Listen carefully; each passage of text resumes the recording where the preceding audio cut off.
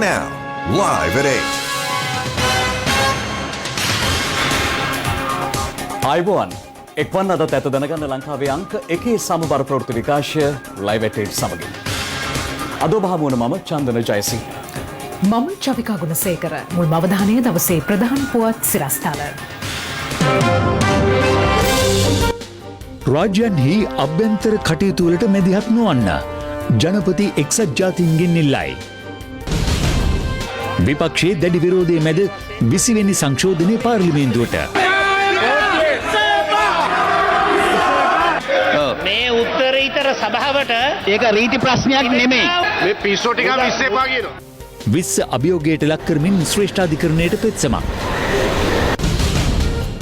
නුසුදුසු ඇඳුමින් පාර්ලිමේන්තු පැමිණි අතාඋල්ලාට මතු විරෝධය. එතුමාට එවෙලේ තව කලිය ලියන්න කියලාද කිව්වේ? මට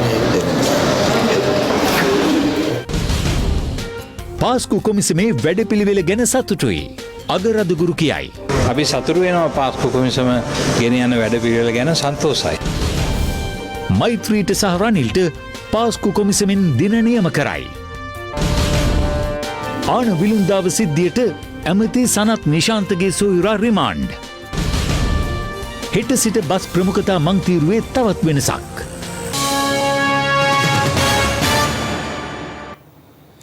විසිවන ආණ්ඩුක්‍රම ව්‍යවස්ථා සංශෝධන කෙටුම්පත අද පාර්ලිමේන්තුවට ඉදිරිපත් කරනු ලැබුවා.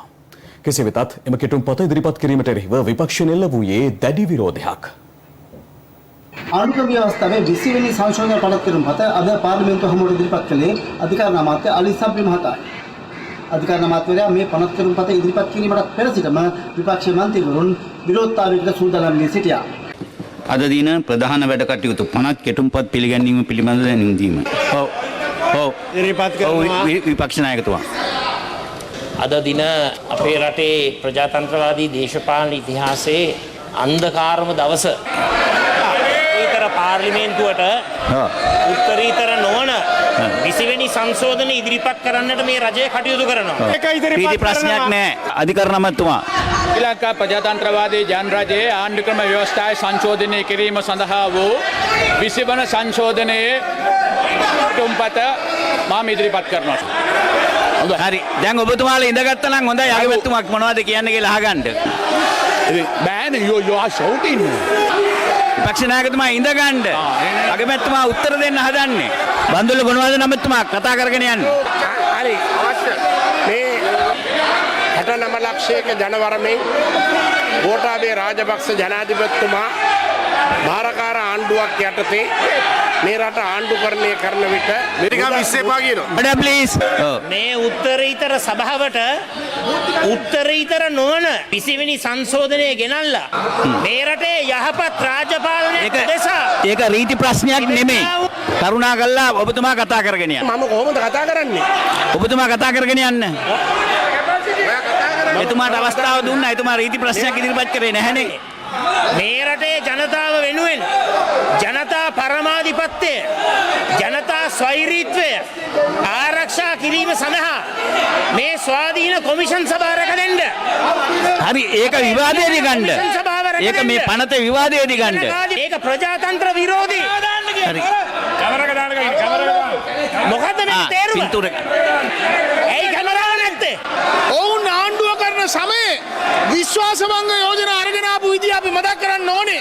බොරු කියලා බලයට ආපු ආණ්ඩුවක් අවුරුදු 2ක් යද්දී ජනතාව ප්‍රතික්ෂේප කරපු අද මේ කට්ටිය නැවත මේ වගේ විරෝධතා දක්වන එක මේ රටේ වෙන්න පුළුවන් විශාලතම විහිළුව කියන එක අපි ඊටාම වගකීමෙන් කරු කතානායකතුමනි ප්‍රකාශ කරන්න ඕනේ. ජනතාව මෙයාලට පයින් ගහලා එළෙව්වේ. තානායකතුමනි point of order. කැමරා එක. වාඩි වෙන්න. එතකොට කැමරාව දාලා දෙන්න. 20ට කලින් මේම නම් 20 ගෙනාව නම් මේක මොකද්ද? වාඩි වුණා දාගන්න පුළුවන්. 20 ගෙනල්ලා දැන් කතානායකතුමනි එම අවස්ථාවේදී පාර්ලිමේන්තු සංකීර්ණයේ ඇති වූ උණුසුම් තත්ත්වය පාර්ලිමේන්තු මන්ත්‍රීවරයෙකු විසින් සමාජ මාධ්‍යයට මෙලෙස මුදාහැර තිබුණා.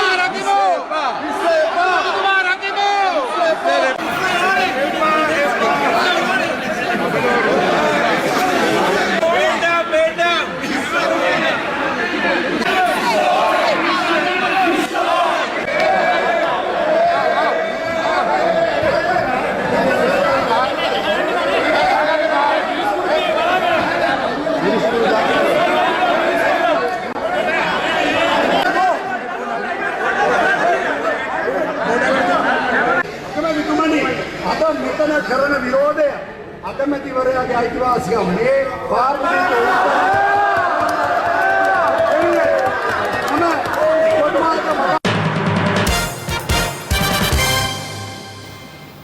මේ අතර 20 වෙනි ආණ්ඩුක්‍රම ව්‍යවස්ථා සංශෝධනය සම්බන්ධයෙන් පක්ෂ විපක්ෂ මන්ත්‍රීවරුන් පාර්ලිමේන්තුවේදී මෙලෙස අදහස් පළ කළා.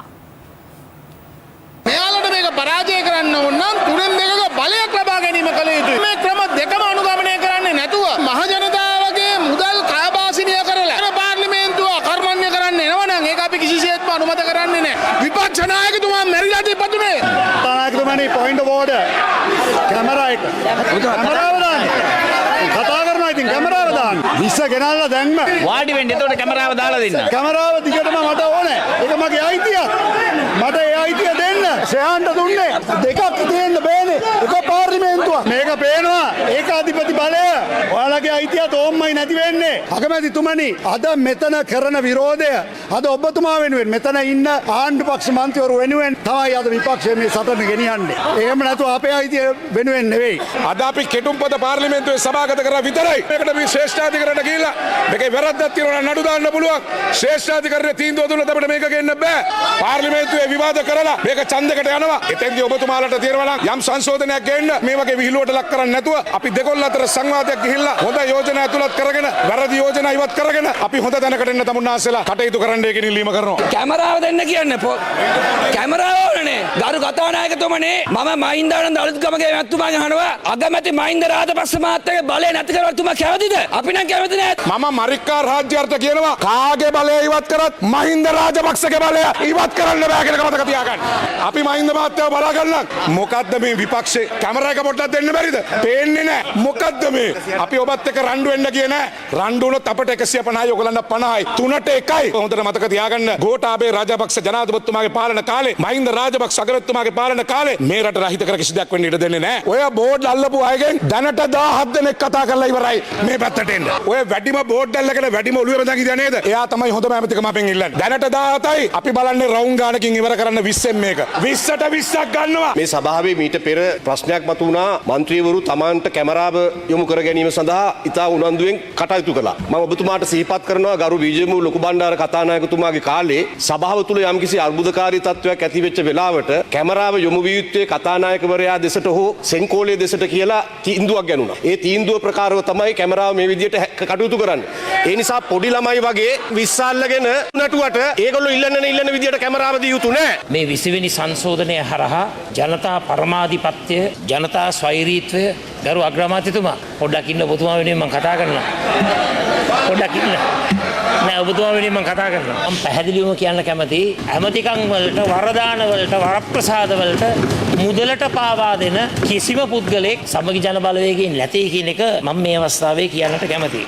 මම පැහැදිලිවම එකක් කියන්න කැමතියි. අපේ යෝජනාව ජනාධිපතිවරයා පමෙක් කිරීමටවත් අගමැතිවරයා පමෙක් කිරීමටවත් නොවේ. නමුත් අපි මොකද්ද කියන්නේ? දෙගොල්ලන්ටම සාධාරණ බලයක් දීලා සංවරණ සහ තුරණ checks and balances system එකක් ගේන්න. අන්න ඒකයි රටේ අවශ්‍යතාවය. මේ 20 හරහා මේ පාර්ලිමේන්තුව රූකඩ සභාවක් බවට පත් වෙනවා. ඔබතුමා කැමතිද මේ ක්‍රමවේදය තුල කාගේ හරි හෝ කාගේ හරි කණ්ඩායමක රූකඩයක් බවට පත් වෙන්න? අපි යෝජනා කරන්නේ මේ අද ටේබල් කරපු මේ 20 වහාම හකුලාගෙන හැම පාර්ශ්වයන් සමග සාකච්ඡා කරලා මේක අපි හොඳ ව්‍යවස්ථා සංශෝධනයක් හදමු. 20 වෙනි ව්‍යවස්ථා සංශෝධනයට ගැන අපිත් එක්ක කිසිම සංවාදයක් නැහැ. දැන් සංශෝධන කියනවා කිව්වා. අපි දැක්ක පුවත්පත්වල අගමැතිතුමා කොමිටියක් පත් කරලා තිබ්බා. නමුත් කිසිම සංශෝධනයක් ගෙනාවේ නැහැ. අපිත් එක්ක සාකච්ඡාවක් තිබෙත් නැහැ. අනිත් එක පාර්ලිමේන්තුවේ බලතල සම්පූර්ණයෙන්ම නැති කරනවා. අගමැතිතුමා කාර්යාල කාර්ය සහායකයෙක් බවට පත් වෙනවා. අපිට කිසිම බලයක් නැතුව යනවා. අවුරුද්දට මේක විසිරුවා හරින්න පුළුවන්. මොකද්ද මේ කැබිනට් මණ්ඩලයෙන් ඉදිරිපත් කළ තියෙන සංශෝධනය අවසානාත්මක සංශෝධනයක් නෙමෙයි. අද තමුන්නාන්සලා මේ පෙරලි කරන වෙලාවේ තමුන්නාන්සලා තව සතියයි තියෙන්නේ ශ්‍රේෂ්ඨාධිකරණයට කියලා අභියෝග කරනවා. ඒ සඳහා යම් පිළියමක් ඒ සඳහා යම් කාර්යභාරයක් කරනවා වෙනුවට කැමරා ඉල්ලමින් ප්‍රහසනයක් ඉදිරිපත් කරපු ආකාරයට අපිට පේන්න තියෙනවා. පාර්ලිමේන්තුවට ඉදිරිපත් කර තිබෙන ආණ්ඩුක්‍රම ව්‍යවස්ථාවේ 20 වන සංශෝධන පනත් කෙටුම්පත තුළින් මූලික අයිතීන් උල්ලංඝනය කිරීමක් සිදුවන හේයින් එම පනත් කෙටුම්පත ජනමත විචාරණයකින් අනුමත විය යුතු බවට තීන්දුවක් ලබා දෙන ලෙස ඉල්ලා අද ශ්‍රේෂ්ඨාධිකරණයට පෙත්සමක් ඉදිරිපත් වුණා. නීතිඥ ඉන්දික ගාල්ලගේ මහතා විසින් මෙම පෙත්සම ඉදිරිපත් කර තිබෙන අතර එහි වග උත්තරකරු ලෙස නීතිපතිවරයා නම් කර තිබෙනවා. නීතිඥ දර්ශන වේරදුවගේ මහතා මගින් ඉදිරිපත් කර තිබෙන මෙම පෙත්සම තුළින් පෙත්සම්කරු සඳහන් කර සිටින්නේ යෝජිත ආණ්ඩුක්‍රම ව්‍යවස්ථාවේ 20 වන සංශෝධන පනත් කෙටුම්පත් තුළින් ආණ්ඩුක්‍රම ව්‍යවස්ථාව මගින් සාතික කර තිබෙන මූලික අයිතිවාසිකම් හා වෙනත් ප්‍රතිපාදන ගණනාවක් කප්පාදු වීමක් සිදුවන බවයි. ආණ්ඩුක්‍රම ව්‍යවස්ථාවේ 19 වෙනි සංශෝධනීය මාර්ගයෙන් හඳුන්වා දුන් ජනාධිපතිවරයාට එරෙහිව මූලික අයිතිවාසිකම් පෙත්සම් ගොනු කිරීමට තිබෙන අවස්ථාව අහිමි කිරීම, මැතිවරණ කොමිසම මගින් නිකුත් කරන නියෝගයක් උල්ලංඝනය කළ අවස්ථාවක අපරාධ නඩු පැවරීම සඳහා එම කොමිසමට ලබා දී තිබූ බලය කප්පාදු කිරීම සහ ජනාධිපති සහ අග්‍රාමාත්‍ය කාර්යාලය මෙන්ම රාජ්‍ය සමාගම් විගණනයෙන් ඉවත් කිරීම ද්විත්ව පුරවැසිභාවයේ සහිත පුද්ගලයන්ට පාර්ලිමේන්තුවට සහ ජනාධිපතිවරණයට ඉදිරිපත් වීමට තිබූ බාධාව ඉවත් කිරීම යන ආදී මා ජනතාවට දැඩි ලෙස අගතිගාමී වන ප්‍රතිපාදන යෝජිත 20 වන සංශෝධන පනත් කෙටුම්පතෙහි අන්තර්ගතව තිබෙන බව පෙත්සම්කරු චෝදනා කරනවා. එමෙන්ම ආණ්ඩුක්‍රම ව්‍යවස්ථාවේ 19 වෙනි සංශෝධනය මගින් අහෝසි කෙරුණු හදිසි පනත් කෙටුම්පත් ගෙන්වීමට තිබූ අවස්ථාව යෝජිත 20 වන සංශෝධනය තුළින් යලි හඳුන්වා දී ඇතැයිද පෙත්සම්කරු සඳහන් කරනවා. එමෙන්ම අල්ලස් කොමිසමට පැමිණිල්ලකින් තොරව අල්ලස් සිද්ධියක් විමර්ශනය කිරීමට තිබෙන අවස්ථාවද යෝජිත 20 වන ව්‍යවස්ථා සංශෝධන කෙටුම්පත තුළින් අහෝසි කර ඇති බවත් විගණකාධිපති තනතුර සඳහා තීරීපත් වීමට තිබිය යුතු සුදුසුකම්ද ඒ තුළින් ඉවත් කර ඇති බවත් පෙත්සම්කරු තම පෙත්සමින් ශ්‍රේෂ්ඨාධිකරණය හමුවේ කියා සිටිනවා. මේද විශේෂයෙන් කියන්න ඕන අද දිනේ මේක ඉතා ඉක්මනින්ම දාන්න හේතුවකුත් තිබුණා. අපිට ආරංචි ලැබුණා හෙට දිනේ මේ පනත් කෙටුම්පතේ දෙවනවර කියවීමත් සෝදානම් වල තිබෙන බව. ඒ අනුව අද දිනේ මේ පෙත්සම ගොනු කිරීමත් සමගම ශ්‍රේෂ්ඨාධිකරණයේ මේ සම්බන්ධ තීරණය ලබා දෙන තෙක් පාර්ලිමේන්තුවේ කටයුතු කිරීමේ හැකියාවක් නැහැ. මේ පනත් කෙටුම්පත සම්බන්ධයෙන්. රාජ්‍යන්හි අභ්‍යන්තර කටයුතු වලට මැදිහත් නොවීම එක්සත් ජාතීන්ගෙන් අපේක්ෂා කරන බව ජනාධිපති ගෝඨාභය රාජපක්ෂ මහතා පවසනවා. එක්සත් ජාතීන්ගේ ඉහළ පෙළේ එක්දින සමුළුව වීඩියෝ තාක්ෂණය ඔස්සේ අමතමින් ජනාධිපති ගෝඨාභය රාජපක්ෂ මහතා මේ බව සඳහන් කළා. 2019 වසරේ ජූනි මාසයේදී එක්සත් ජාතීන්ගේ සමාජික රටවල් අතර වූ එකඟතාවයන්ට අනුව එක්සත් ජාතීන්ගේ 75 වන සංවත්සරයට සමගාමීව ඉහළ පෙළේ එක්දින සමුළුව ඊයේ නිව්යෝක් නුවර එක්සත් ජාතීන්ගේ මූලස්ථානයේ කේන්ද්‍ර කරගනිමින් වීඩියෝ තාක්ෂණය ඔස්සේ ආරම්භ කෙරුණා. ශ්‍රී ලංකා වේලාවෙන් රාත්‍රී 9:45ට පමණ ජනාධිපති ගෝඨාභය රාජපක්ෂ මහතා සමුළුව ඇමතුවා. අයිබෝවන් Your Excellency මේ වන විට මුළු ලෝකයේම පොදු තර්ජනයකට මුහුණ දී සිටින අතර අපට අවශ්‍ය වන්නේ එක්සත් ජාතීන්ගේ යන පාඨයේ රාජ්‍යයන්ගේ ස්වෛරීත්වයට සමානත්වතාවයට හා භෞමික අඛණ්ඩතාවයට දක්වන ගෞරවය නිසි අවධානයට ලක් කරනු ඇතැයි තමා විශ්වාස කරන බව ජනාධිපතිතුමා මෙහිදී සඳහන් කළා. ස්වෛරීත්වයට සමානාත්මතාවයට හා භෞමික අඛණ්ඩතාවයට දක්වන ගෞරවය නිසි අවධානයට ලක් කරනු ඇතැයි තමා විශ්වාස කරන බව ජනාධිපතිතුමා මෙහිදී සඳහන් කළා. සුළු පිරිසකගේ අවශ්‍යතාවයන්ට කිසිදු රටක් ප්‍රාණාපයට නොගැනීමෙන් සමාජික රටවල් සහ එක්සත් ජාතීන් අතර හවුල්කාරීත්වය මෙන්ම එක්සත් ජාතීන්ගේ තිරසර පැවැත්ම උපරිමයෙන් සාක්ෂාත් කරගත හැකි බවයි ජනාධිපතිතුමා මෙහිදී අවධාරණය කළේ. COVID-19 වසංගතය අද වන විට රටවල ආර්ථිකය මෙන්ම සෞඛ්‍ය පද්ධති අඩපණ කරමින් ලෝකයේ පීඩාවට පත් කර තිබෙනවා. දැනුවත් මැදිහත්වීමක් මගින් COVID-19 අභියෝගයට සාර්ථකව මුහුණ දීමට හැකි වූ බව මෙහිදී සඳහන් කළ ජනාධිපතිතුමා COVID-19 නිවාරණ ජාතික ක්‍රියාකාරී කමිටුව ශ්‍රී ලංකාව තුළ පත් කිරීමට කටයුතු කළේ පළමු රෝගියා හඳුනා ගැනීමටත් පෙර බව ප්‍රකාශ කළා. සෞඛ්‍ය හා ආරක්ෂකංශ සහ ජාතික හා ප්‍රාදේශීය මට්ටමේ සිවිල් අධිකාරිය එම සංයුතියට ඇතුළත් වූ බවත් ශ්‍රී ලංකාවේ COVID-19 රෝගීන්ගේ සුවවීමේ අනුපාතය 90% ඉක්මවන අතර එය ගෝලීය සුවවීමේ අනුපාතයට ඉහළ අගයක් වන බවත් එක්සත් ජාතීන්ගේ සමුළුව හමුවේ ජනාධිපතිතුමා පෙන්වා දුන්නා. සොයා ගැනීම නිරෝධායනයේ එම සාර්ථකත්වයට පිටිවහලක් වූ ප්‍රබලතම ශක්තිය බවයි ජනාධිපතිතුමා සඳහන් කළේ. ගත වූ මාසයට වැඩි කාලයක් ඇතුළත කිසිදු කොවිඩ් ආසාදිතයෙකු රට තුළින් වාර්තා වී නොමැති බවද ජනාධිපතිතුමා පෙන්වා දුන්නා. දරණීය සංවර්ධන න්‍යාය පත්‍රය 2030 සාක්ෂාත් කර ගැනීමට ශ්‍රී ලංකාව කැප වී සිටින බවත් කෘෂිකාර්මික පදනමක් සහිත නිෂ්පාදන ආර්ථිකයක් තුළින් දරිද්‍රතාව පිටුදැකීම තම රජයේ ප්‍රධානතම අභිමතාර්ථය බවත් ජනාධිපතිතුමා මෙහිදී සමුළුවට එක් වූ රාජ්‍ය නායකයන් 180 දෙනාට පැහැදිලි කර පෙන්වා දුන්නා. ආනයන මත අර්ධ සීමා පැනවීම මෙන්ම කුඩා හා මධ්‍ය පරිමාණ ව්‍යවසායකයන්ට සහන සැලසීම වැනි දේශීය නිෂ්පාදන ප්‍රවර්ධනයට රජයේ ක්‍රියාමාර්ග කිහිපයක් ගෙන ඇති බවත් එමගින් අපේක්ෂිත ප්‍රතිඵල අත්කර ගැනීමට හැකි වූ බවත් ජනාධිපතිතුමා කියා සිටියා. එක්සත් ජාතීන්ගේ සංවිධානයේ ශක්තිමත් කිරීමට ගනු ලබන ප්‍රයත්නයන් එහි සමාජිකයෙකු වන අපගේ අනාගතය සහතික කිරීම පිණිස ඉවහල් වනු ඇති බවට තමා විශ්වාස කරන බවත් ජනාධිපතිතුමා මෙහිදී ප්‍රකාශ කළා.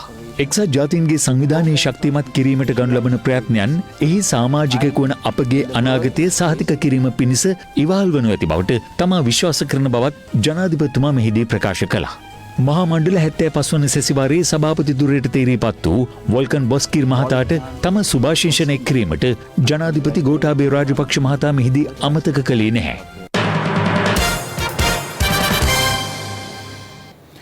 පාස්කු ප්‍රහාරය පිළිබඳව විමර්ශනය කරන ජනාධිපති පරීක්ෂණ කොමිසම හමුවේ ලබන 5 වෙනිදා සාක්ෂි ලබා දීමට පෙනී සිටින ලෙසට හිටපු ජනාධිපති මෛත්‍රීපාල සිරිසේන මහතාට දන්වා තිබෙනවා. එමෙන්ම ලබන 6 වෙනිදා හිටපු අග්‍රාමාත්‍ය රනිල් වික්‍රමසිංහ මහතාටත් කොමිසම හමුවේ පෙනී සිටින ලෙසට අද දැනුම් දුන්නා. මේ අතර අද උදෑසන හිටපු ජනාධිපති මෛත්‍රීපාල සිරිසේන මහතා පාස්කු ප්‍රහාරය පිළිබඳ විමර්ශනය කරන ජනාධිපති පරීක්ෂණ කොමිසම හමුවේ පළමු වරට පෙනී සිටියා. පාස්කු ප්‍රහාරය පිළිබඳ විමර්ශනය කරන ජනාධිපති පරීක්ෂණ කොමිසමට හිටපු ජනාධිපති මෛත්‍රීපාල සිරිසේන මහතා පැමිණේ අද උදෑසන 9:40ට පමණ. හිටපු පොලිස්පති පූජිත් ජයසුන්දර මහතා අද පළමුවරට කොමිසම හමුවේ සාක්ෂි ලබා දීමට නියමිතව තිබුණා. කොමිසම ආරම්භ වීමත් සමග හිටපු ආරක්ෂක ලේකම් හිමසිරි ප්‍රනාන්දු මහතා වෙනුවෙන් පෙනී සිටින නීතිඥ දිල්ෂාන් ජයසූරිය මහතා පසුගිය දිනවල හිටපු ආරක්ෂක ලේකම් හිමසිරි ප්‍රනාන්දු මහතා කොමිසම හමුවේ ලබා දුන් සාක්ෂිවල මෛත්‍රීපාල සිරිසේන මහතා පිළිබඳව සඳහන් වූ කරුණු සම්පූර්ණයෙන්ම අසත්‍ය බව සඳහන් කරමින් පෙරේදා හිටපු ජනාධිපතිවරයාගේ පෞද්ගලික ලේකම්වරයා විසින් නිකුත් කළ මාධ්‍ය නිවේදනයට කොමිසමේ අවධානය යොමු කළා. එහිදී ඔහු සඳහන් කළේ එම මාධ්‍ය නිවේදනය හරහා කොමිෂන් සභාවේ අධිකාරිය අවතක්සේරු කිරීමකට ලක් කර ඇති බැවින් ඒ පිළිබඳව නීතිමය පියවර ගන්නා ලෙසයි. මෙහිදී නැගී සිටි රජයේ අතිරේක සොලිසිටර් ජෙනරාල්වරිය අදාළ මාධ්‍ය නිවේදනය හිමසිරි ප්‍රනාන්දු මහතා විසින් පසුගිය දිනවල දිවුරුම් දී කොමිෂන් සභාව ඉදිරියේ ලබා දුන් සාක්ෂි පදනම් කරගෙන නිකුත් කළ එකක් බව පෙනී යන බවයි සඳහන් කර සිටියේ. එම නිවේදනය හරහා හිටපු ආරක්ෂක ලේකම්වරයා විසින් ලබා දුන් සාක්ෂි සම්පූර්ණයෙන්ම අසත්‍ය බවට ජනතාවට දැනුම් දී ඇති බවත් ඇය සඳහන් කර සිටියා. එමෙන්ම හිටපු ජනාධිපතිවරයාට කොමිෂන් සභාව හමුවේ පෙනී සිටීමට ඉදිරි දිනකදී අවස්ථාවක් ලැබෙන්නේ නම් හිටපු ආරක්ෂක ලේකම්වරයා සඳහන් කළ කරුණු පිළිබඳ සත්‍ය හෙළි කිරීමට බලාපොරොත්තු වන බව අදාළ නිවේදනයේ සඳහන් කර තිබීමද ඇගේ අවධානයට යොමු වුණා. 2020 ජූනි මාස 18 වැනි දින ජනාධිපති පරීක්ෂණ කොමිෂන් සභා පනත යටතේ නුදුරු දිනකදී හිටපු ජනාධිපතිවරයා සාක්ෂි විමසීම සඳහා කැඳවන බව ඔහුට ලිඛිතව දැනුම් දී තිබෙනවා. එසේ තිබියදී ඔහුට අවස්ථාවක් ලැබුණහොත් සත්‍ය කරුණු හෙළිදරව් කිරීමට බලාපොරොත්තු වන බව සඳහන් කිරීම හරහා එම දැනුම් දීම සැඟවීමට කිසියම් උත්සාහයක් දරා ඇති බව පෙනී යනවා. එය ඉතාමත් කනගාටුවට කරුණක්. මීට පෙර කොමිෂන් සභාව හමුවේ ඉදිරිපත් වූ සාක්ෂි යම් යම් දෝෂ සහිතව මාධ්‍ය හරහා ප්‍රචාරය වූ අවස්ථා තිබුණා. නමුත් ඒ සෑම අවස්ථාවකදීම ඒ පිළිබඳව කොමිෂන් සභාවේ ලේකම්ට සහ අදාළ මාධ්‍ය ආයතනවලට දැනුම් දෙන්න එම සාක්ෂිකරුවන් කටයුතු කළා. එය එලෙසින්ම කරන්න තිබුණා මේ කරුණ සම්බන්ධයෙන්ොත්. මෙහිදී වැඩිදුරටත් අදහස් දක්වමින් රජයේ අතිරේක සොලිසිටර් ජෙනරාල්වරිය පැවසුවේ යම් කිසි සාක්ෂිකරුවෙක් කොමිෂන් සභාව හමුවේ ලබා දෙන සාක්ෂි අසත්‍ය බව මාධ්‍ය හරහා ප්‍රචාරය කිරීමට උත්සාහ කිරීම තුළින් ඔහු තැතිගැන්මකට ලක්විය හැකි බවයි. එය ඔහුගේ කීර්තිනාමයට හානියක් විය හැකි බවත් ඇය වැඩිදුරටත් සඳහන් කළා. පාස්කු ඉරිදා දින බෝම්බ ප්‍රහාරය සම්බන්ධයෙන් වගකිව යුතු නිලධාරීන් සහ අනෙකුත් කරුණු සම්බන්ධයෙන් විමර්ශනය කරනු ලබන කොමිෂන් සභාව හමුවේ සාක්ෂි ලබා දෙන සාක්ෂිකරුවෙකු පිළිබඳ මේ ආකාරයෙන් මාධ්‍ය නිවේදන නිකුත් කිරීම අධිකරණ කටයුතුවලට සිදු කර ඇති මැදිහත්වීමක්. එම මාධ්‍ය නිවේදනය හරහා හිටපු ජනාධිපතිවරයා කොමිෂන් සභාවේ බලතල සහ අධිකාරිය පිළිබඳ කිසිදු ගරුත්වයක් දක්වා නොමැති බව පෙනී යනවා. එමෙන්ම භාෂණයේ නිදහස යටතේ අදහස් ප්‍රකාශ කිරීමේ අයිතිය තිබුණත් එය භාවිත කළ යුතු ක්‍රමවේදයක් තිබෙනවා. මෙම ක්‍රියාව හරහා අපරාධයට වින්දිතයන් හා සාක්ෂිකරුවන් ආරක්ෂා කිරීමේ පනත යටතේ වැරැද්දක් කර ඇති බවත් පෙනී යනවා. එහිදී තවදුරටත් අදහස් දක්වමින් රජයේ අතිරේක සොලිසිටර් ජෙනරාල්වරිය පැවසුවේ හිටපු ජනාධිපතිවරයාගේ පෞද්ගලික ලේකම්වරයා වන සමීර ද සිල්වා කොමිෂන් සභාව හමුවට කැඳවා ප්‍රශ්න කිරීම කළ යුතු බවට නීතිඥ දිල්ෂාන් ජයසූරිය මහතා කළ ඉල්ලීමට තමන් එකඟ වන බවයි. එමෙන්ම හිටපු ජනාධිපතිවරයාගේ ෆේස්බුක් ගිණුමේ පළ කර ඇති මාධ්‍ය නිවේදනය හැකි ඉක්මනින් ඉවත් කළ යුතු බවත් ඇය යෝජනා කළා. මෙහිදී හිටපු අමාත්‍ය හරින් ප්‍රනාන්දු මහතා විසින් කොමිෂන් සභාව හමුවේ ලබා දුන් සාක්ෂි නිවැරදි නොවන බව දන්වමින් කොළඹ රදගුරු පදවියෙන් නිකුත් කළ නිවේදනය හිටපු ජනාධිපති මෛත්‍රීපාල සිරිසේන මහතා වෙනුවෙන් පෙනී සිටින ජනාධිපති නීතිඥ මෛත්‍රී ගුණරත්න මහතා කොමිසමේ අවධානයට යොමු කළා. එහිදී ඔහු සඳහන් කළේ සේවාදායකයා විසින්ද නිකුත් කර ඇත්තේ ඊට සමාන මාධ්‍ය නිවේදනයක් බවයි. මෙහිදී අගරදුගුරු මැල්කම් කාදිනල් රංජිත් හිමිපාණන් වෙනුවෙන් පෙනී සිටින ජනාධිපති නීතිඥවරයා එම මාධ්‍ය නිවේදන දෙක අතර පැහැදිලි වෙනසක් ඇති බව දන්වා සිටියා. එම අවස්ථාවේදී රජයේ අතිරේක සොලිසිටර් ජෙනරාල්වරිය දන්වා සිටියේ කොළඹ රදගුරු පදවිය විසින් නිකුත් කළ මාධ්‍ය නිවේදනයේද නිකුත් කළ යුතු නොතිබූ එකක් බවයි. මෙහිදී පාර්ශ්ව සියල්ල විසින් දැක් වූ කරුණු කෙරෙහි සිය අවධානය යොමු කළ කොමිෂන් සභාවේ සභාපතිවරයා දන්වා සිටියේ අදාළ නීතිමය ප්‍රතිපාදන පිළිබඳව අධ්‍යයනය කර මේ සම්බන්ධයෙන් වන අවසන් තීන්දුව හෙට උදෑසන කොමිෂන් සභාව රැස්වන අවස්ථාවේ ලබා දෙන බවයි. අද පෙරවරුවේ සිට ඒ වනතෙක් කොමිසමේ රැඳී සිටි හිටපු ජනාධිපති මෛත්‍රීපාල සිරිසේන මහතා පස්වරු 12:40ට පමණ කොමිසමෙන් පිටව ගියා. ඔබතුමාට ඔබතුමාගේ රජයේ පොලිස්පතිවරයාත් ආරක්ෂක ලේකම්වරයාත් චෝදනා කරනවා. ඒක උත්තරයක් නැද්ද ඔබතුමාට? ඔබතුමාගේ වරදක් තියෙනවද? ඔබතුමාගේ වරදක් පිළිගන්නවද?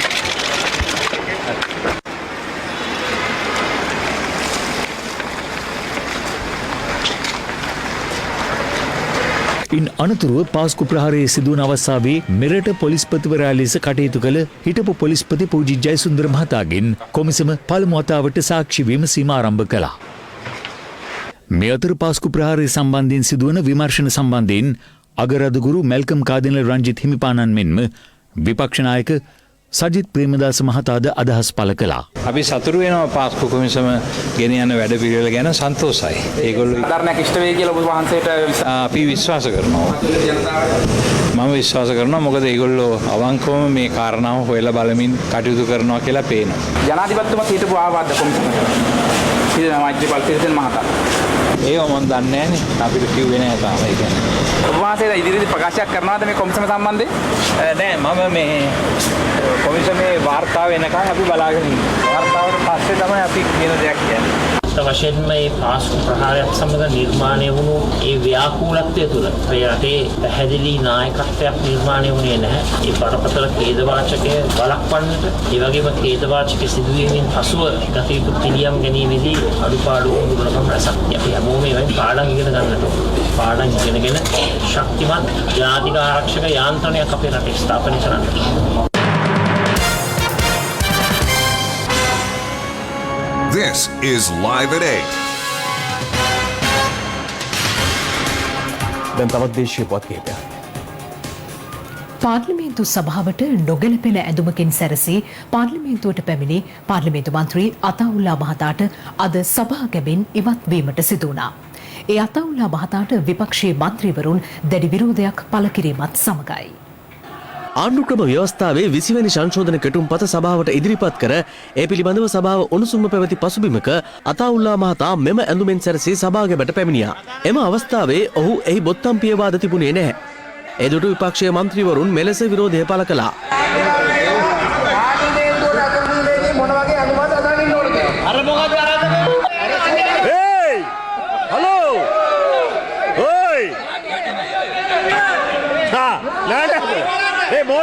මෝඩිගේ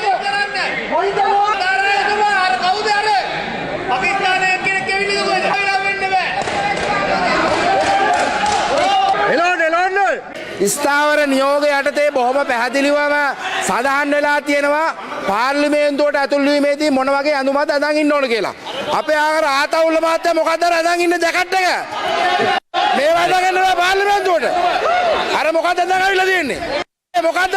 එතුමාගේ ජාතික ඇඳුම. කතානායකතුමනි අද විශ්සද මගේ එඳුම්ද කියන ප්‍රශ්නයක් ඇවිල්ලා තියෙනවා. මේක ඇඳලා තියෙන නියමිත ඇඳුමෙන් ඉන්න අර උඩින් අර මේක දාලා තියෙන විතරයි. ඔබතුමා නියමිත පරිදි බොත්තම් ටික පියවලා ඉඳ ගන්න. එතුමා මේ ඇෆ්ගනිස්තාන හරි පාකිස්තානේ හරි පාර්ලිමේන්තු යනවා වගේ මේ ඇවිල්ලා තියෙන්නේ. එහෙනම් අපි ෂර්ට් ගලවලා ඉන්න පුළුවන් වෙන්න ඕන. ඒ නිසා ඔබතුමා පක්ෂග්‍රාහී නොවි කොද්දගෙන තියාගෙන වැඩ කරන්න.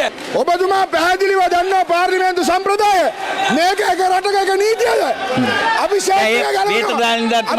ගලවනවා. ඔබතුමා කරුණාකරලා එළියට දාන්න. කරුණාකරලා එළියට දාන්න. අතවුල් ඇමතුමා අනතුරුව වේත්‍රධාරී නිලධාරී අතාඋල්ලා මහතාට දැනුම් දුන්නේ ඔහු ඇඳ සිටි ඇඳුම සභාවට නොගැලපෙන බවයි. පාර්ලිමේන්තු සභාවට පිවිසිය හැකි පිළිගත් ඇඳුමක් තිබෙන බවද ඔහුට එහිදී පෙන්වා දුන්නා. එය අනුව අතාඋල්ලා මහතා සභාවෙන් පිටව ගියා.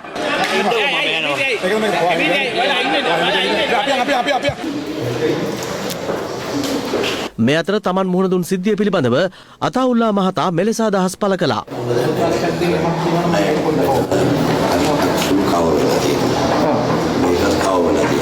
මොකක්ද කිව්වේ? ඒ කියන්නේ ඔබතුමාට ඒ වෙලේ තාවකාලිකව ලියන්න කියලාද කිව්වේ මේ වෙතදාරිතුමා? කෙසේ වෙතත් අතාඋල්ලා මහතා පසුව කතානායකවරයා හමුවීමෙන් අනතුරුව එම ඇඳුමට අවසරය හිමි කරගත්තා. ඒ අනුව අද සන්ධ්‍යා කාලයේ ඔහු අදාළ ඇඳුමෙන්ම පාර්ලිමේන්තු සභාගාරයට පැමිණ සිටියා. ඔබතුමා මේ උත්තරීතර පාර්ලිමේන්තුවට පැමිණෙනකොට ඒ ගෞරවය ලබා දෙන්න හැමෝටම එක සමාන නීතියක් තියෙන්න ඕනේ. Honorable Speaker has granted permission for this. right. එහෙනම් ඉතින් මෙතන ඊළඟ දවසේ ඉඳන් ඕන එක්කෙනෙක් ඕන දෙයක් ඇඳගෙන ඉන්න පුළුවන්. මරකලපුව චෙංකල්ලඩි පුරාවිද්‍යා ආරක්ෂිතය කුඹුරු සකස් කිරීම සඳහා ඩෝසර් කරමින් පුරාවිද්‍යා ස්මාරක විනාශ කරන බවට සඳහන් කරමින් අම්පිටියේ සුමනරත්න හිමියන් ඊයේ විරෝධතාවයක් සිදු කළා. කෙසේ වෙතත් උන්වහන්සේගේ මෙම විරෝධතාව සම්බන්ධයෙන් අද පාර්ලිමේන්තුවේදී මඩකලපුව දිස්ත්‍රික් පාර්ලිමේන්තු මන්ත්‍රීවරයෙක්ද අදහස් පළ කළා. මේ මඩකලපෝ චෙන්කල්ලඩි පන්කුඩාවේලි පුරාවිද්‍යාරක්ෂිතය. ක්‍රමයෙන් විනාශ භාවයට පත්වමින් තිබූ පුරාවිද්‍යා වටිනාකමින් යුත් මෙම භූමිය පූජ්‍ය අම්පිටිය සුමනරත්න හිමියන් විසින් සොයාගත්තේ පසුගිය 2016 වසරේදී. ඒ බව බලධාරීන්ට දැන්වීමෙන් අනතුරුව මෙම පුරාවිද්‍යා භූමිය ආරක්ෂා වුවත් පසුගියදා කුඹුරු සඳහා යළිත් ඒ ඩෝසර් කිරීමට පටන් අරන්. දැන් පෙරේද අපි පොලිසියට අල්ලලා දුන්න මිනිස්සෙක් මෙන්න මේ බෝධිය ළඟ හානවා මේක නවත්තන්න කියලා. අද වෙනකොට ඉතුරු ටිකත් හාරලා මේක සම්පූර්ණයෙන්ම හානවා. මේ බෝධි වහන්සේ ළඟම බෝධියේ මුල් පවා හාරලා හාන හැටි බලන්න. ඒතොර ඇයි මේක නවත්තන්නේ නැත්තේ? දැන් අද මෙතන ඉන්නවා පුරාවිද්‍යාවේ නිලධාරි දෙන්නෙක් කියලා. ඒ දෙන්නට ගාණක්වත් නැහැ මේ ගල් කණු ගොඩ කරන ඩෝසර් ගෙනල්ලා. මේ ගල් කණු අදිනවා. ගෙවල් වලට අරගෙන යනවා. එතන පුරාවිද්‍යා දෙපාර්තමේන්තුවෙන් කැණීම් කරලා අවශ්‍ය කරන කටයුතු කරගෙන යනකොට එමේ ස්ථානයේ ක්‍රිස්තු පූර්ව 3 වෙනි සියවසේ ඉදිවුණු චෛත්‍යයක් කියන එකත් ඒ වගේම එතන තියෙන සියලුම නටඹුන් වල පෞරාණිකත්වයත් ඒ විදිහට සටහන් කරලා පුරාවිද්‍යා බෝඩ් එකක් එමේ ස්ථානයේ තියන්නට කටයුතු කළා. මෛත්‍රාජනන් වහන්සේගෙන් කොටසක් ගැලවෙන මට්ටමට මේ වෙනකොට පත් වෙලා තිබෙනවා. මෙම පුරාවිද්‍යා විනාශය නතර කිරීමට පියවර නොගත් බව පවසමින් පුරාවිද්‍යා නිලධාරීන්ටද උන්වහන්සේ චෝදනා එල්ල කළා. දැන් මේ ඉඩමට ඔප්පු තියෙනවලු. කොහොමද ඔප්පු දුන්නේ මේ චෛත්‍යයක් තියෙන ඉඩමට? අතක් තියන්න එපා. යන හිරේ කියන්න මම සූදානම්. ඉතින් හෙට එනම බනින්න. මෙන්න සහතිකේ අස්සම් කරලා දෙන්න කියන මම යන්නම්. මෙහිදී උන්වහන්සේ පහර දුන් බව පවසමින් පුරාවිද්‍යා නිලධාරීන් තිදෙනෙකු මඩකලපුව රෝහලට ඇතුළත් වී තිබෙනවා. කෙසේ වෙතත් එම තිදෙනාම අද දහවල් ටිකට් කපා රෝහලින් පිටව ගිය බවයි අප කළ විමසීමකදී රෝහල් ප්‍රකාශකයෙකු සඳහන් කළේ. මේ සම්බන්ධයෙන් මඩකලපුව දිස්ත්‍රික් ද්‍රවිඩ ජාතික සන්ධානයේ මන්ත්‍රීවරයෙකු අද පාර්ලිමේන්තුවේ අදහස් දැක්වුවා. ස්වාමීන් වහන්සේලාගේ ගරුත්වය තියාගන්න මේ ස්වාමීන් වහන්සේට විරුද්ධව නීතිමය ක්‍රියාමාර්ග ගන්න වහාම ඒ ස්වාමීන් වහන්සේව ඇරස් කරන්න කියලා මම මේ සභාවෙන් ඉල්ලනවා. අපේ පාර්ලිමේන්තු මන්ත්‍රීතුමා ඉල්ලීමක් කරා මේ සභාවෙන් අම්පිටියේ රතන හිමියන් අත්අඩංගුවට ගන්න කියලා ඒ සම්බන්ධව පෞද්ගලිකව මගේ අප්‍රසාදය පළ කරනවා. මෙතුමා හාමුදුරුවමකට එක දිගට පාර දෙනවා. මේ සභාවේ රීතියක් තියෙනවද මේ විදියට මේ සභාවේ නැති අයට අපහාසාමාන කරන මේ විදියට අපහාසාත්මක කතාවක් කරන්නේ. ඇයි ඔබතුමා ඒකට ඉඩ දෙන්නේ? කෙසේ වෙතත් මඩකලපුව මංගලාරාමාධිපති පූජ්‍ය අම්පිටියේ සුමන රත්න හිමියන් පවසන්නේ ඇතැම් නිලධාරීන්ගේද සහාය ඇතිව සිදු කරන මෙම පුරාවිද්‍යා ස්මාරක විනාශ කිරීමේ ක්‍රියාවලිය නතර කිරීමට බලධාරීන් වහා මැදිහත් විය යුතු බවයි. රටේ බුද්ධ ශාසන ඇමතිතුමාගෙමුත් පුරාවිද්‍යා අධ්‍යාපක ජනරාල්තුමාගෙමුත් අපි ඉල්ලීමක් කරන්නේ මේ පුරාවිද්‍යා ස්ථාන මැනුම් මිනුම් කරලා විහාරස්ථාන හැටියට ස්වාමීන් වහන්සේලාට ඒව ආරක්ෂා කරගන්න ඉඩකඩ ලබා දෙන්න කියන ඉල්ලීම තමයි මට කරන්න තියෙන්නේ. දිගින් දිගටම මට නඩු 70 ගාණක් කතා කරන්න සිද්ධ වෙලා තියෙනවා මේ පුරාවිද්‍යා ස්ථාන රැකගන්න. තවත් නඩුවක් මට එකතු වීම පිළිබඳව මගේ කනගාටුව මම ප්‍රකාශ කරනවා. අද මේ සම්බන්ධයෙන් පොලිස් මාධ්‍ය හමුවේදීද අදහස් පළ වුණා. ඒ සම්බන්ධයෙන් කරදියනාරු පොලිසිය විසින් රජයේ සේවකයන්ට අයිතු අවහිර කිරීම සහ රාජකාරියට බාධා කිරීම සම්බන්ධයෙන් මඩකලපුව මහේස්ත්‍රාත් අධිකරණයට කරුණු වාර්තා කළාට පස්සේ ඒ හිමිනමට අධිකරණයට ඉදිරිපත් වීම සඳහා හෝ පොලිසියට ඉදිරිපත් වෙලා ප්‍රකාශ ලබා දීම සඳහා 2020 9 දිනට නොතිසි නිකුත් කරලා තියෙනවා. ඔබ නැවතත් ලයිව් ඇට් සමගින් පාර්ලිමේන්තුවේ පොදු ව්‍යාපාර පිළිබඳ කාරක සභාව හෙවත් කෝප් කමිටුවේ සභාපති ධුරයට ශ්‍රී ලංකා පොදුජන පෙරමුණේ මහාචාර්ය චරිත හේරත් මහතා පත් කර තිබෙනවා. මහින්දානන්ද අලුත්ගමගේ මහතා එම නම යෝජනා කළ අතර ස්ථිර කර තිබුණේ ජයන්ත සමරවීර මහතායි. අනුර කුමාර දිසානායක මහතා සභාපති ධුරය අපේක්ෂා කරන බවට මීට පෙර මාධ්‍ය වාර්තා කර තිබුණද ඔහු අද පැවති පළමු කෝප් කමිටු රැස්වීමට පැමිණ සිටියේ නැහැ. ඒ සමගින් දැන් රට වටින් අටට ආණු විලුන්දාව රැම්සා අභයභූමියට ඇත් ප්‍රදේශයක් ඉස්සන් වගාව සඳහා අනුමැතියකින් තොරව ඩෝස කිරීම සම්බන්ධයෙන් සැකපිට අත්අඩංගුවට ගැනීමට වරින්තු නිකුත් කර සිටි ආරච්චි කට්ටුව ප්‍රාදේශීය සභාවේ හිටපු සභාපති ජගත් සමන්ත මහතා ලබන 24 වෙනිදා තෙක් රක්ෂිත බන්ධනාගාරගත කිරීමට නියම කෙරුණා. මෙලෙස අත්අඩංගුවට ගෙන ඇත්තේ රාජ්‍ය අමාත්‍ය සනත් නිශාන්තගේ සහෝදරයයි. කතරගම කොළඹ දක්ෂිණ අධිවේගී මාර්ගයේ ධාවනය වන සුඛෝපභෝගී බස් රථයක් අද උදෑසන පන්නිපිටිය ප්‍රදේශයේදී යතුරුපැදියක් පසු කර යාමට උත්සාහ කිරීමේදී සිදු අනතුරකින් 60 වර්ධි යතුරුපැදිකරු ජීවිතක්ෂයට පත් වුණා. ශ්‍රී FM බඩුමල්ල දිනාගත් ජයග්‍රාහකයන් සොයා අද ශ්‍රී FM ප්‍රවර්ධන කණ්ඩායම ළඟා වූයේ බිරවිල හා පන්නිගමුව ප්‍රදේශවලටයි. ස්වර්ණවාහිනිය සහ ඩිටෝල් ආයතනයේ එක්ව ක්‍රියාත්මක කරන ස්වර්ණ සත්කාර වැඩසටහනේ තවත් අදියරක් අද ක්‍රියාත්මක වුණේ මරදාන මහින්ද විද්‍යාලයේදී. හෙට සිට බස් ප්‍රමුඛතා මංතීරුවේ ධාවනය කළ හැකි මගී ප්‍රවාහන බස් රථ, පාසල් සේවා බස් රථ, කාර්යාල සේවා බස් රථ සහ වෑන් වලට පමණක් බවත් යතුරුපැදි හා ත්‍රිරෝද රථවලට දෙවන මංතීරුව වෙන් කර ඇති බවත් පොලිස් මාධ්‍ය ප්‍රකාශක ජාලිය සේනාරත්න මහතා පවසනවා. එම මන්තීරුව තුළ ධාවනය කරන බස් රථ මගින් නංවා ගැනීම සඳහා බස් රථ හෝ අනෙකුත් වාහන අවසර දීලා තියෙනවා. බස් නැවතුම් පළ තුලට ඇතුල් වෙලා නවත්තන්න රුහුණු මහා දේවාලයේ 12 වෙනි බස්නායක නිලමේවරයා ලෙස ඩිල්ෂාන් වික්‍රමරත්න ගුණසේකර මහතා නිතරගෙන් තේරීපත් වී තිබෙනවා. ඒ සමගින් දැනට අප සමුගන්නවා. යලි හමුවීම රාත්‍රී 10ට. සුබ රාත්‍රිය.